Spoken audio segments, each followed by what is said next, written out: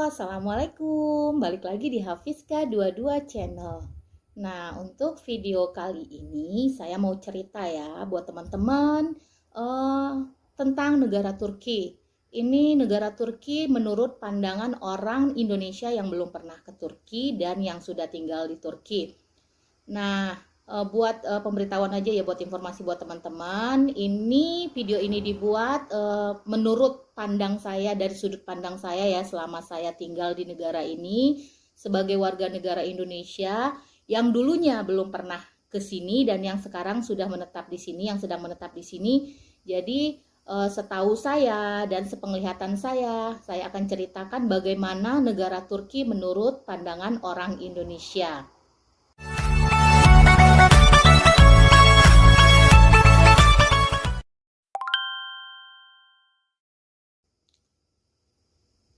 Oke, yang pertama bakalan kita bahas mengenai agama.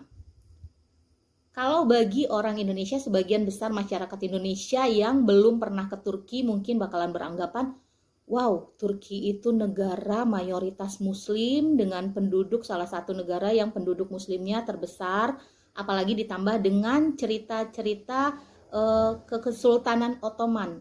Orang Indonesia yang belum pernah tinggal di Turki, yang belum tahu Turki, pasti bakalan beranggapan bahwa orang Turki itu agamanya bagus, ya khususnya ya yang muslim ya, agamanya bagus, bahkan tradisi atau segala macamnya berkaitan dengan keagamaan dan beranggapan bahwa muslim Turki itu muslim yang bagus.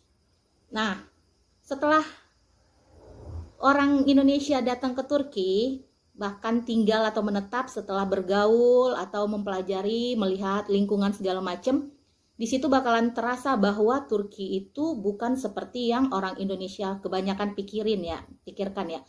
Setelah kita ke Turki, kita akan tahu dan melihat ternyata Turki itu sama dengan negara-negara barat lainnya, dengan negara-negara Eropa, bahwasanya Turki itu nggak jauh berbeda.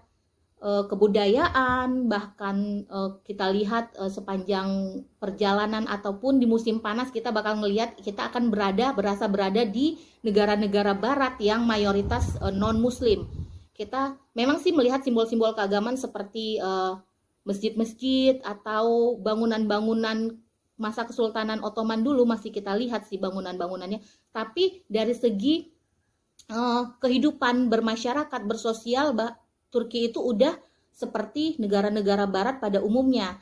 Kita tidak merasakan bahwa mereka itu sebagai seorang muslim yang benar-benar taat seperti bayangan orang Indonesia yang tinggal di Indonesia yang belum melihat Turki secara langsung.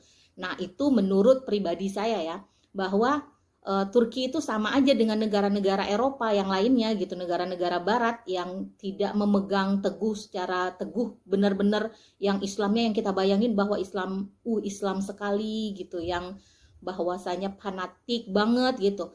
Bahkan kebanyakan orang Turki tidak menjalankan sholat, bahkan puasa. Selama saya beberapa kali menjalankan puasa di sini, ketemu orang Turki banyak yang tidak menjalankan puasa seperti orang Indonesia. Walaupun memang itu tergantung dengan pribadi atau individunya masing-masing, tapi kalau saya di Indonesia sering ya kalau ketemu orang Indonesia itu ya mayoritas mereka berpuasa gitu, walaupun ada juga yang tidak berpuasa. Kita cerita yang muslim ya. Tapi kalau di sini kita ketemu orang muslim juga sesama gitu, orang Turki asli, itu penduduk asli, tapi mereka jarang yang menjalankan sholat, seperti berpuasa, apa segala macam kayak gitu tuh tidak menjadi rutinitas seperti yang kita biasa lakukan di Indonesia gitu. Nah, itu dari segi agama yang mungkin kalau kita masih sebelum kita berangkat ke Turki, kita lihat Turki itu negara yang Islamnya bagus gitu. Tapi ternyata setelah tinggal di Turki dan ngerasain dan setelah melihat sendiri bagaimana orang Turki, itu tidak sama sekali gitu, maksudnya ya enggak semua sih, cuman itu kan dari sudut pandangnya saya yang saya lihat sejauh ini, bahwa orang Turki itu tidak yang benar-benar memegang ajaran Islam yang secara kuat dan kokoh gitu, yang seperti yang kita bayangkan bahwa Turki itu adalah negara Islam gitu. Nah, yang kedua, masalah pernikahan. Ini berkaitan dengan agama juga ya sebenarnya. sistem pernikahan di Turki itu tidak seperti di Indonesia. Biasanya mereka menikah hanya dengan hakim, tanpa perlu ada wali apa segala macam. Yang penting ada saksi misalnya per orang gitu, misalnya mempelai wanita atau mempelai prianya cukup membawa satu orang saksi sebagai saksi atau pendamping mereka. Itu yang menikahkan juga bukan penghulu seperti kita di Indonesia. Biasanya ada ijab kabul gitu, ada penghulunya gitu, terus ada pembacaan doa secara Islam gitu ya, secara agama Islam. Nah, tapi kalau di sini hakimnya yang menikahkan itu bisa seorang perempuan. Jadi kalau menurut saya, kalau seandainya secara agama mungkin ya, wallahu alam, saya juga belum, ibaratnya tidak tahu secara pasti banget gitu, karena ilmu agama saya ya tidak juga begitu memahami secara dalam gitu ya. Tapi secara saya yang awam, saya ngelihat gini apa ya, mungkin secara hukum Islam syariatnya tidak sah kalau menikah di Turki, karena mereka menikah hanya secara negara. Dan sistem pernikahan di sini, kalau bagi mereka yang mengerti agama secara dalam, mereka akan melakukan pernikahan lagi dengan imam gitu. Jadi akan dilakukan pernikahan setelah mereka melakukan nikah secara negara, mereka akan melakukan pernikahan lagi secara Islam gitu, dengan mengundang imam masjid untuk menikahkan mereka kembali, untuk meresmikan secara agama. Jadi bagi mereka yang paham agama di sini di Turki ini, mereka akan menikah secara negara, kemudian menikah di luar negara tadi dengan mengundang imam masjid untuk mensyahkan mereka secara agama. Jadi mereka sah secara negara dan sah secara agama. Tapi kalau seandainya tidak mereka lakukan secara agama lagi, cuman hanya melakukan secara negara, ini bagi yang muslim ya, mungkin sepemikiran saya kayaknya itu pernikahan mereka itu boleh dikatakan ya, mereka hanya diakui mungkin secara negara, mereka punya surat-surat, kelengkapan surat mungkin ya diakui, tapi mungkin secara agama saya nggak tahu juga, wallahu alam aja gitu. Apakah itu sah atau enggaknya sih, kemungkinan menurut saya nih ya, yang orang awam gitu melihat secara itu, yang ilmu agamanya cetek, kayaknya itu nggak sah. Dan bagi orang Indonesia, kalau seandainya kalian ingin menikah di Turki, ya harus kalian pikirkan lagi. Mudah-mudahan kalian dapat orang yang pemahaman agamanya yang bagus ya. Ya memang sih nggak semua orang Turki pemahaman agamanya nggak bagus, tapi kebanyakan sih yang saya lihat sejauh ini pemahaman agamanya memang mereka muslim, tapi tidak mendalami agama secara benar gitu, secara dalam gitu. Jadi sebaiknya kalian boleh menikah di Indonesia, sebagus-bagusnya sih menikah di Indonesia, karena kalau di Indonesia kan secara agama langsung ke negara kan, tapi kalau di sini harus melakukan 2 kali, secara negara maupun diulang kembali secara agama. Jadi kalian bisa bisa dapat dua-duanya gitu. Harus disahkan secara negara dan disahkan secara agama oleh imam. Jadi harus menikah 2 kali. Nah, itu sepengetahuan saya, menurut penglihatan saya dan yang saya tahu gitu, melihat pernikahan di sini tuh harus dilakukan secara imam, dengan mengundang imam masjid lagi buat menikahkan mereka secara sah gitu. Nah, selanjutnya yang ketiga, tentang iklim atau cuaca di Turki. Ya, kalian pasti sudah tahu ya, orang Indonesia ibaratnya kalau negara luar ya, khususnya negara-negara Eropa, negara-negara barat yang beriklim 4 musim ya, pasti ada merasakan musim dingin, musim semi, musim panas, dan musim gugur gitu. Nah, sama juga dengan di Turki juga ada 4 musim. Bagi orang Indonesia mungkin kalau berpikiran kalau mau keluar negeri kayak gitu tuh mungkin akan menyenangkan sekali ketika musim dingin tiba ya, atau musim salju gitu. Akan terasa enak, wah bisa main salju nih, wah begini, wah begitu ya gitu, yang ada di pikiran. Tapi ketika kalian menetap di sini dan tinggal di sini, pemikiran itu akan berubah. Karena apa? Kalian bakalan berpikir, wah kapan musim dingin berakhir gitu. Kalau untuk ketemu musim dingin sehari 2 hari sih oke ya, apalagi pas waktu salju turun, wah bakalan nikmat sekali bermain salju segala macem yang ada di pikiran kita. Tapi setelah kita menetap di sini, ketika kita akan merasakan musim dingin kayak gitu tuh, wow, kapan musim dingin akan berakhir? Jadi persepsi kita sebagai orang Indonesia ketika kita bermain salju di luar ketika musim dingin tiba itu akan menyenangkan sekali. mungkin iya kalau sekedar untuk berlibur gitu, seminggu paling lama gitu. Tapi kalau untuk tinggal di sini, kayaknya musim dingin itu merupakan sesuatu yang bagaimana ya menurut saya ya. Eh, tidak begitu menyenangkan sih, karena apa-apa yang kita lakukan gitu semuanya serba dingin. Kalau kita udah keluar rumah gitu, wow, semua badan akan terasa kaku, semua badan akan terasa dingin gitu, apa-apa pun segala macam dingin gitu. Kita butuh baju berlapis-lapis untuk menghangatkan badan gitu, karena kita biasa dengan iklim tropis gitu.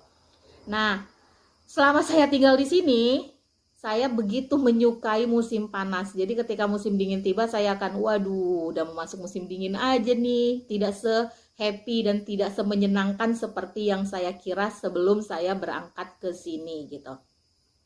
Jadi setelah kita menetap di sini, setelah merasakan musim dingin, nah baru kita menghargai gimana rasanya nikmatnya musim panas tiba. Karena kalau musim panas tiba, walaupun di siang hari suhunya bisa mencapai lebih dari 40 derajat Celcius, tapi ketika sudah memasuki sore menjelang malam, kita bakal merasakan ibaratnya udah ada sejuknya sedikit gitu. Sudah agak gelap gitu, jadi udah agak mulai meredup gitu panasnya. Jadi kalau ketika musim dingin dari pagi sampai ke pagi lagi, pokoknya 24 jam itu bakal ngerasain dingin terus. Bahkan di dalam rumah kalau kita tidak menyalakan pemanas, kita bakalan kedinginan walaupun kita sudah pakai berapa lapis buat kaos kaki, baju segala macem, udah pakai baju musim dingin, tapi kalau tidak ada pemanas ruangan tetap aja merasakan dingin. Jadi saya lebih menyukai musim panas sebenarnya daripada musim dingin.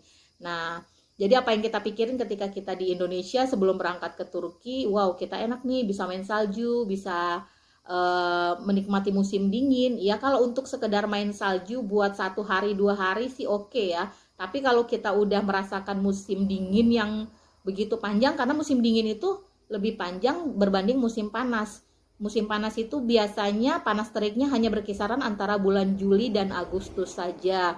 Begitu sudah memasuki Oktober, akhir Oktober, November, Desember itu udah mulai dingin banget gitu. Bahkan puncaknya di bulan Januari, Februari itu. Dinginnya, oh Masya Allah sekali gitu. Nah, jadi apa yang dipikiran orang Indonesia ketika belum berangkat ke Turki, ya khususnya Turki ya, negara-negara yang lain ibaratnya punya musim seperti 4 musim juga sama sebenarnya. Cuman saya bercerita tentang pengalaman saya ketika saya belum berangkat ke sini sama setelah saya menetap di sini, tinggal di sini gitu. Jadi apa yang dipikiran orang Indonesia tentang negara Turki itu bakalan berubah ketika dia belum berangkat atau belum mengetahui ataupun belum tinggal di sini sama setelah dia tinggal di Turki gitu. Oke teman-teman, itu tadi 3 tanggapan orang Indonesia ya. Saya sini berdiri berbicara sebagai orang Indonesia. Mungkin ini tanggapan saya pribadi mengenai negara Turki ketika saya belum berangkat ke sini dan setelah saya tinggal di sini. Jadi itu menurut saya pribadi dan menurut penglihatan saya, sepengetahuan saya tentang negara Turki. Jadi apa yang saya pikirkan ketika saya di tanah air dan ketika saya sudah menetap di sini, tinggal di sini, itu ternyata anggapan yang saya pikirkan, apa yang saya pikirkan ketika saya di Indonesia itu jauh berbeda dengan apa yang saya rasakan ketika saya tinggal di sini. Nah, itu menurut pendapat saya pribadi. Saya mungkin setiap orang punya pendapat yang berbeda-beda, tapi kalau bagi kalian yang mungkin yang sudah tahu tentang Turki, mungkin ada sedikit atau beberapa kesamaan atau mungkin ya cocok sih, kesamaannya sama sih, memang sama pendapat Anda tentang negara Turki sama dengan saya. Nah, itulah yang saya bisa bagikan bercerita buat sama teman-teman tentang negara Turki. Bagi masyarakat Indonesia mungkin yang belum tahu Turki secara langsung tapi sudah mengenal Turki dari media ataupun dari sosial media gitu, dari informasi berita ataupun dari mana saja yang kalian tahu. Nah, itulah pendapat saya tentang negara Turki ketika saya belum kesini, ketika saya masih di Indonesia dan setelah saya mengetahui Turki secara langsung. Jadi itu beberapa pendapat yang mungkin bisa saya ceritakan di sini. Terima kasih untuk teman-teman yang udah nonton video ini. Sampai ketemu di video-video selanjutnya. Sampai jumpa. Assalamualaikum.